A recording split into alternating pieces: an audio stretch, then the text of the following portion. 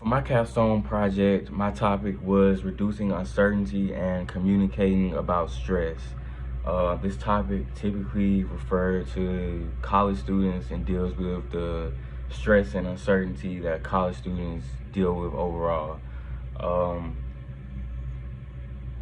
I use the Glazier and Strauss method of qualitative research. I analyze the themes that emerged from the interviews I did with 8 young adults and how they communicate about stress and the coping strategies they use to manage uncertainty. For my qualitative research, I interviewed 8 to 10 college students about their uncertainty reduction and stress techniques. After my interviews, I examined the themes that emerged and how participants communicate about stress and which stress management techniques give them the most satisfaction and the most positivity. And I also use Berger and Calabrese's uncertainty reduction theory. Now, let me explain this theory for just a quick second.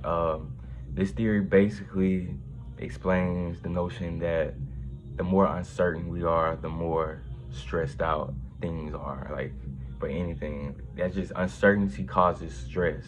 And if we have that uncertainty reduced, then the stress will also be reduced and there will be more positive effects dealing with the overall concept of uncertainty and stress overall.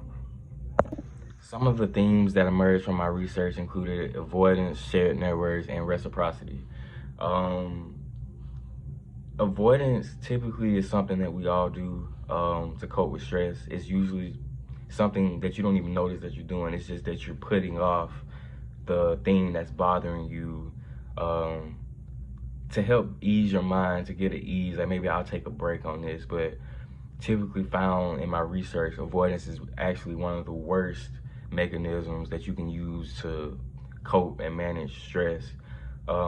With shared networks, one of the things that I found is that shared networks are essentially one of the most important aspects and crucial mechanisms you can use. With shared networks, friends, family, these are people or places that you're comfortable with expressing your personal feelings and your personal grievances and everything that's going on. These are people that you feel comfortable with, basically. You don't have to ask any questions. You trust them with the confidentiality of all of your personal grievances and doings. Shared networks are definitely an essential aspect in this whole process. They're definitely needed, along with self-disclosure, which is kind of close to shared networks because you have to self-disclose first in order to even have a shared network. But I found that a lot of my participants agree that these shared networks that we all have in life contribute a lot to our uncertainty reduction, and the communication that we have with these shared networks also contributes to that uncertainty reduction. Another thing that emerged in my research was the theme of reciprocity, because it's typically the process of how you respond to that self-disclosure. Like once you disclose that information and you're true to yourself and you share that information with another person, then it's all about how can I connect with this person with the words that I'm saying. We typically do not disclose a lot of personal information with people, but the more that we do disclose information with people, there's a sort of barrier that gets torn down between you and that other person, and that can strengthen friendships. And a lot of being uncertain and anxious is feeling alone, and when we reciprocate feelings, other people also reciprocate their feelings. And I feel like it's kind of a double barrel type of thing, because at the same time, if you're going through something, you talk to that person, but also that person may have needed someone to say something to them, like that your words may have made their day as well. Like you both reciprocate the energy. That's how, as far as how I look at it. But typically it's just personal information that you share with a individual, and you know it's just you eventually growing the bond that you have with them.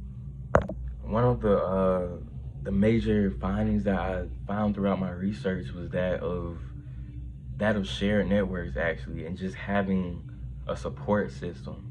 Um, like even for most college students that come out of state, or they even in state but they're far away from home, they have to find this support system that that they usually have at home, and they have to find it in a new environment, which can be one of the most challenging aspects. And it's something that comes, you know, even if you stay home, like even if you from Tuscaloosa and you go to University of Alabama, there can still be some discrepancies when it comes to, you know, the shared networks aspect. You still have to find your belonging and your place. It's just people to connect to, people that you know you're comfortable talking to, and people that you know and trust will have your back when things get rough. And I think it plays a lot into the topic, because a lot of avoidance happens within ourselves, and it usually takes another person, an outside perspective, to be like, hey, okay, come on, man, you gotta get right. Things are shaking up. You gotta unshake them. You know, you gotta straighten up. Usually, it takes an outside perspective, and I think having these shared networks and connected groups eliminates that avoidance. Because if you have people that you trust will have your back, the right people, the right positive shared networks, then they should keep you on the right track, you know, mentally. One of the things that I believe was a contradiction was actually the fact of these negative shared networks.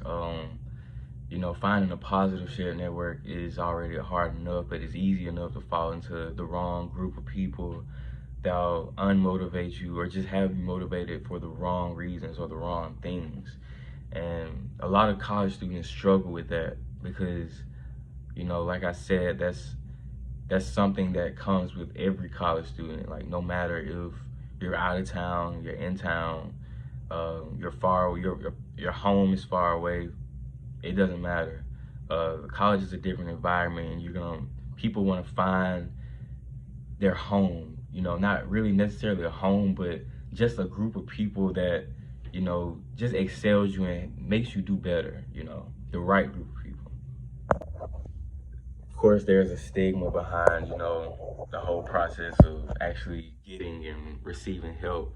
Um, but it's something that we just have to work through each and every day. You know, it's a stigma that continues to get broken down each and every day, I think.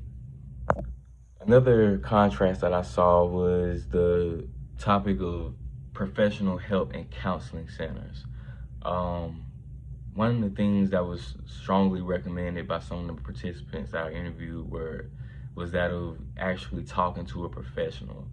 Um, some of them highlighted, yes, family members are always there for them, church members, etc., friends. But talking to a professional, someone that you don't know, that has an unbiased opinion, but, you know, is ultimately there to validate your problems, is very useful.